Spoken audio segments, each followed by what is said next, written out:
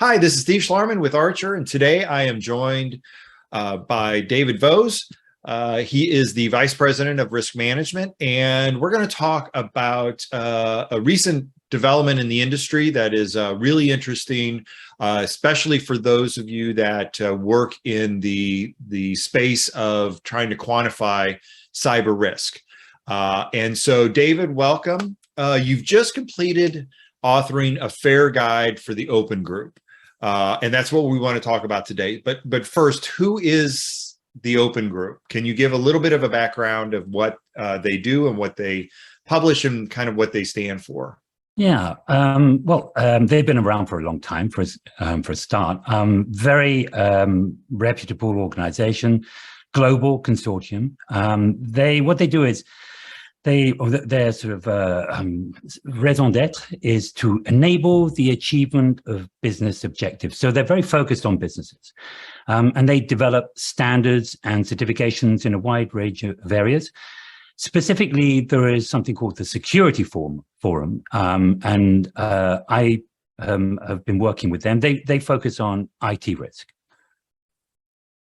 Okay, so a lot of this work in the IT space is really around FAIR, the factor analysis for information risk. Yeah. And so what have they published in that domain already? Okay, well, first of all, I should have pointed out that the Security Forum are the owners of the FAIR methodology. Okay. So it's not just they write about it, it is their methodology. And they produce the standard for risk analysis in the FAIR methodology. They've also produced the risk taxonomy, and that's a very important part of the whole sort of FAIR process because it's getting everybody to be talking the same language.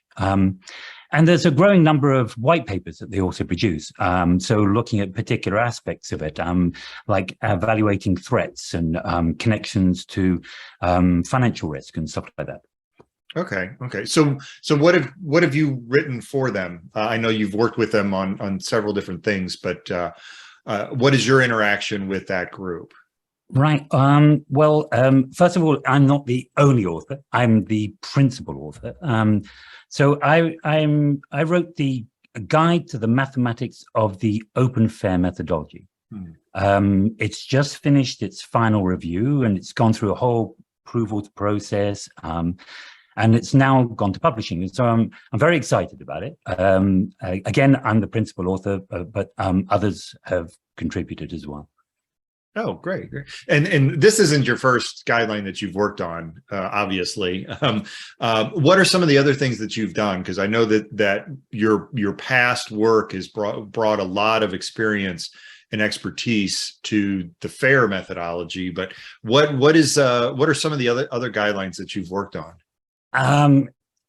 So people don't really believe me when I tell them this sort of stuff, but I've been a risk analyst for about 35 years. I've never specialized in any one particular area. So I've written, for example, for the World Trade Organization, biosecurity risk analysis in animal trade. So if you're moving things like fetuses or just food from one country to another. For example, you see in airports, if you go to Australia, they're very, very careful to scrutinize you for bringing any sort of meat from outside or plants or seeds, for example. And that's all about biosecurity. So I established for the WTO the biosecurity risk analysis methodologies. I've also done it for antimicrobials use in animal products. In fact, in animals, I did that. I started doing that for the Food and Drug Administration, and then it became an international guideline.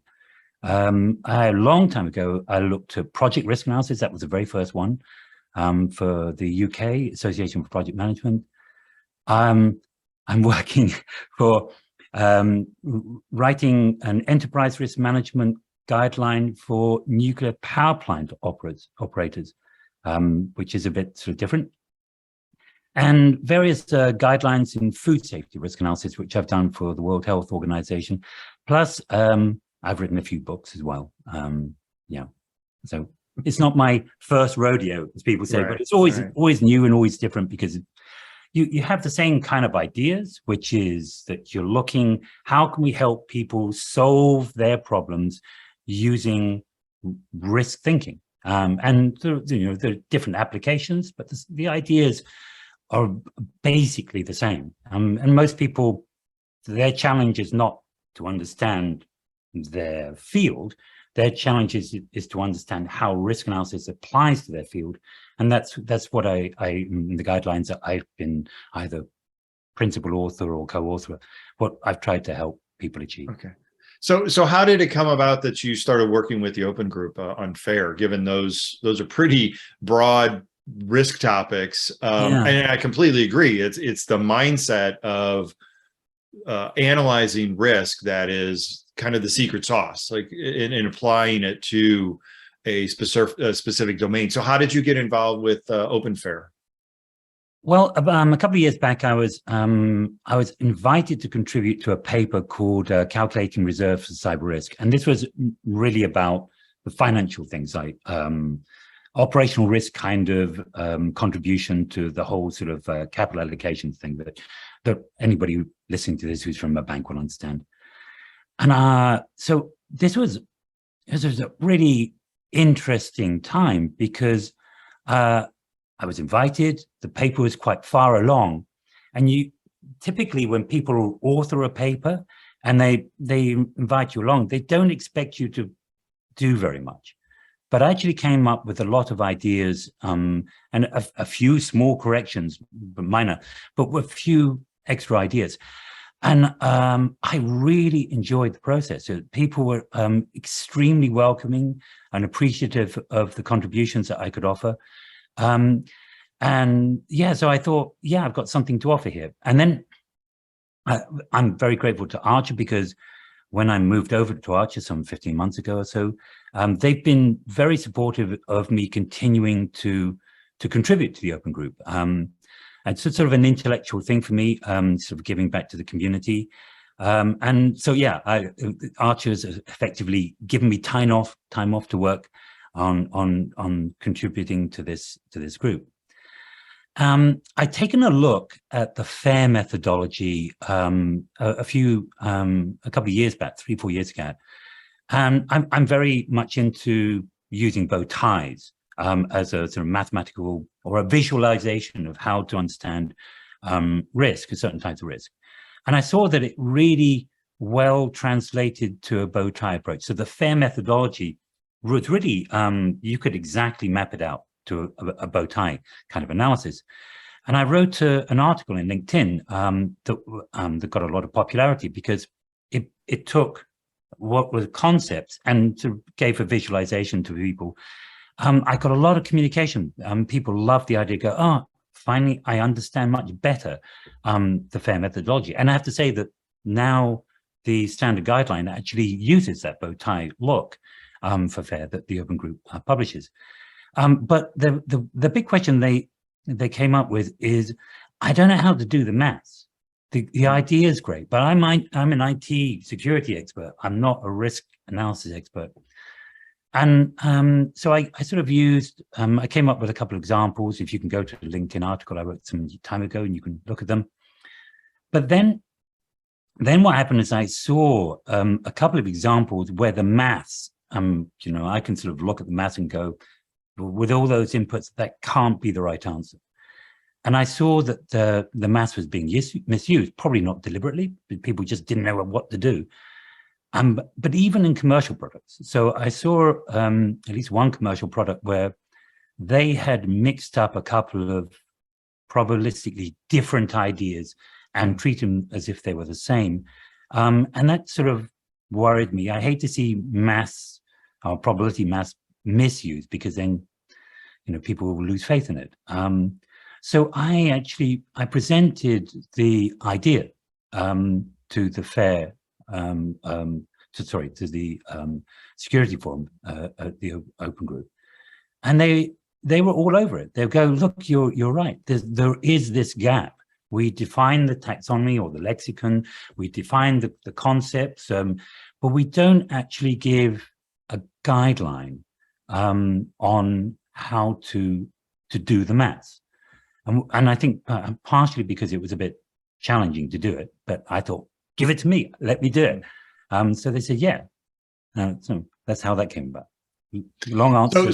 So give us a little bit of an insight in how the process worked with the open group, because I think people are interested in when these standards come out. It's great, and they know that there was a lot of work put into it. But give us a little bit of the behind the scenes, if you will, of what the process was as you developed the standard. Well, let me predicate this by saying, if any of you feel that you've got experience that would be related to any of the guidelines that the open group produce, I really encourage you to get involved, because it's an extremely positive experience. So they're very, very well organized. I mean, they've done this clearly a long, long time. The first thing that you do is you write a sort of fairly brief proposal, and this proposal, you explain the need for it. The ideas of what content you would put in there. You give them, a sort of a section of how you would write it. And that's actually very similar to, and I published books with John Wiley and Sons. That's very similar to what you do with them. They like to see your style of writing. They like to see the purpose, who the market will be, why it's going to be useful to these people. This is the sort of stuff that we'll cover. And then you get feedback, and then you sort of nail down the scope, which is great.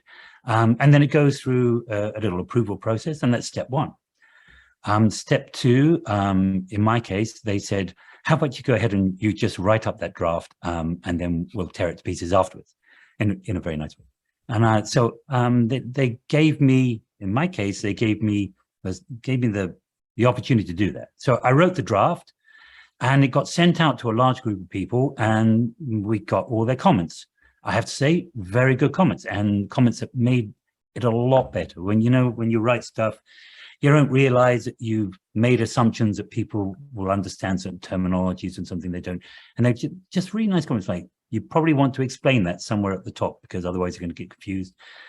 So, all these comments are collated. And then we go through a sort of committee, which is supervised by the chair, a guy called Mike Jervik. And we go through every single comment, and every one of them is treated with the utmost respect. And that comment is either rejected. If it's rejected, there's an explanation for why, or there's a modification made, and that person who asked for the request is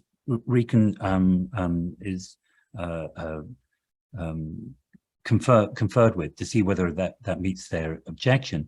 And and I have to say, this is a long process, but it's a very thorough process. And then it's sent out to the business community, because it's very important for the open group that they remain truly vendor and product neutral. So there is no opportunity for like getting in there and leveraging a bit so you can sell your product or anything like that. So they send it out to the businesses who would be affected to get their comments as well. Like, would this jeopardize your market or something like that? They send it out for experts to review, and then it goes for a vote, and there's a voting system. So if I have to summarize, it's very collaborative, very respectful, extremely well organized. For me, it was a genuine delight. My chapeau, as we say in Belgium, to Mike Jervik, who was very, very good at keeping us all focused. Because every expert's got an opinion, so we're all going to you go, whoa, back we come to the topic at hand. At the same time, he made sure that, to be honest, he made me open my eyes up several times to go, gosh, I am being a bit too prescriptive here, and we tried to remove some of that descriptiveness. There was another fellow called John Linford. This is a nice sort of moment to say that he kept us all extremely well organized. He's a very fine fellow. So my great thanks to them, and also to the experts who really did contribute. Oh, I should mention that our own Graham Keith, who has a PhD in mathematics from Cambridge, he was invited as well, quite independently of me, to assure the team that the math was correct, and he added a couple of nice flourishes in there. So thank you, Graham. And we had some little sidebar discussions, and I was going, oh, and so you should call it that. I want to call it this, but we came to some nice agreement. So it was a very fun experience. Yeah, that's really interesting because not many people are involved in those processes and really understanding the rigor that these papers and these standards go through to actually come out and publish it. So will this guide make a difference? Will it, revolutionize cyber risk quantification for us?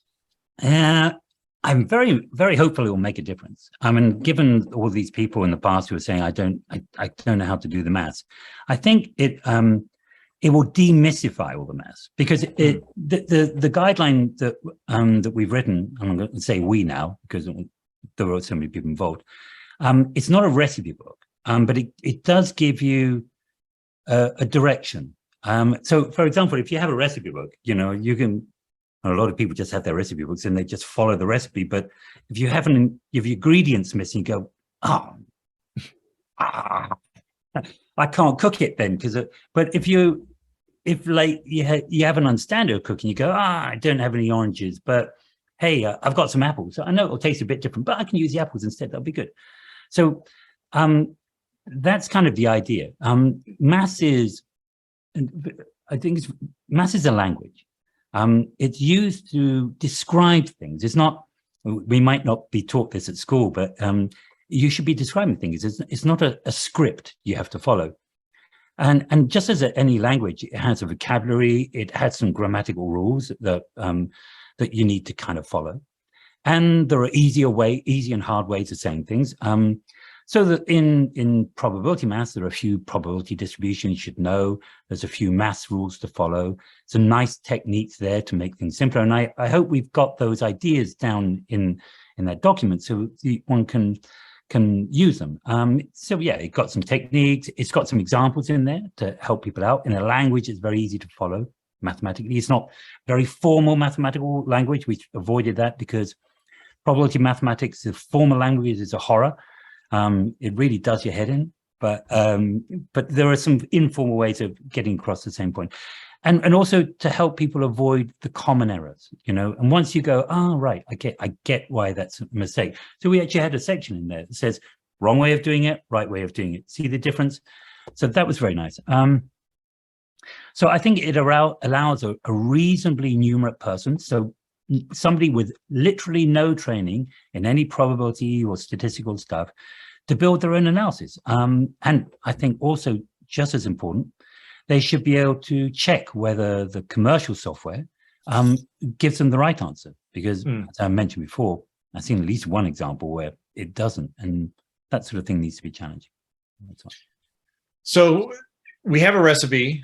We, understand the process now using the standard.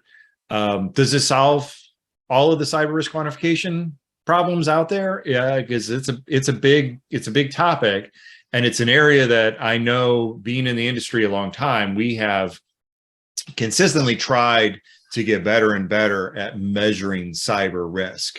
This is a great step forward. What do you think is next for it, or what is the next challenge for this space in our industry? Well, I think you know the answer to that, Steve, because but yeah, it's not going to solve a lot of problems. This guide gets us a step closer. It gets us to the point where when we're talking about the mathematical side, we're all talking the same language, and I think that's a good start. It shows a practitioner how to use data correctly when they have it. It shows them how to describe critical risks. But as you and I have already discussed, and as I've been learning from you, to be honest, you've had some fantastic ideas that we're really working on. The biggest challenge is getting the data and reducing the cyber risk problem to a manageable size. So just for example, the MITRE ATT&CK taxonomy, it has 200, I just counted them up this morning, 220 different attack techniques that a threat actor can use. Now you take those 220 and then you look at all the different controls that you might put in place. You look at the different types of assets that you could be using. I mean, this thing just multiplies and multiplies and multiplies. The number of combinations that you can have there is just unmanageable. And so there is no way that one is going to be able to do a individual, like fair, as people often think of it, a fair style analysis of every combination at all. But what you can do is adhere to that same basic structure and have a practical middle ground. So a practical middle ground for me would be you have a global high-level coverage for a sort of health check. Are we managing our computer systems, our databases, whatever?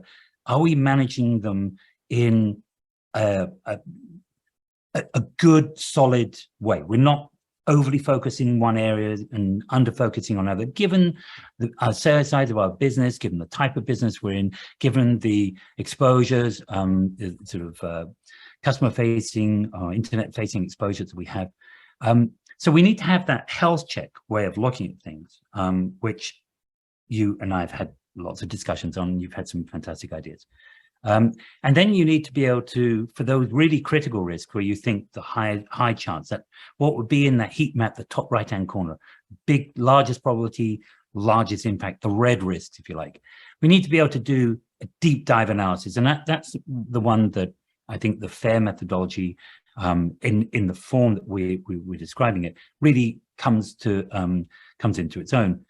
But we want that sort of global healthcare health check. We want that to be consistent, mathematically consistent, and it's absolutely possible to do that. So we need to have, the global thing. We need to do the specific individual risk. We also need to meet the data challenge. So part of the problem is that, if you've got hundreds and hundreds of risks, of course, you need to quantify each one of them. That's never going to happen. You're never going to have that amount of data. You're never going to be able to keep it up to date. So what we're trying to do at Archer is we're trying to put this all together, see if we can't meet the specifics, the generals, trying to find on behalf of the clients, trying to find sources of data so they don't have to dream up what's the likelihood of success of individual controls. We're getting that collected evidence on their behalf. And so that they can ultimately, which is the whole point of any FAIR methodology, make the best possible decisions. Where should I spend the money? Where am I overspending? When am I just being overly protective and wasting money? And of course, then they'll be, if they use this methodology and they collect the data, as we're doing at Archer, then our clients will be able to go and check that we at Archer have done the job right by comparing with that maths paper that I was the author of. Yeah. Great. Well, thanks for your time, David. Again, I'm Steve Schlarman with Archer. I've been talking with David Vose, who's the principal author of the new standard published by the Open Group.